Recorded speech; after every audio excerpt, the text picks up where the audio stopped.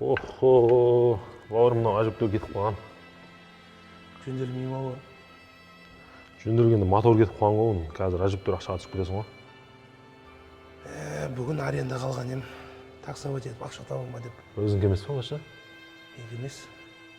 Онда оның егесіне өткізе салған дұрыс ау. Потому что қазір анау бар, мынау бар. Ажыптау ақшаға түсіп кетесің ғой.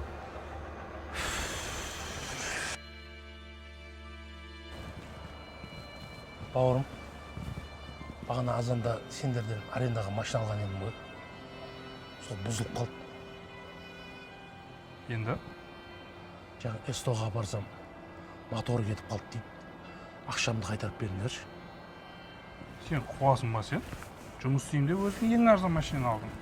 Енді ремонтта да жұмыс істей бер енді. Бауырым, соңғы ақшамды әкеп арендаға алған едім да машина. Ең құрғанда жартысын қайтарып берші. Кілтті берші. Машина әкелді орнына алып қой. Бауырым, бала-шағаң бар ма сен? Түсінбедім. Бала-шағаң бар ма? Бар. Қазір не істеп жатыр олар? Ұйықтап жатыр. Сен бала-шағаң ұйықтап жатыр. Менің бала-шағам үйде аш отырып мені күтіп отыр. Бала-шағам аш отыр дейсің ба?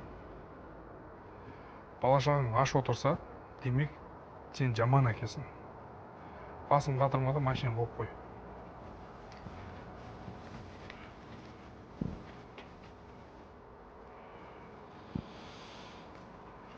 Мен жаман әкем.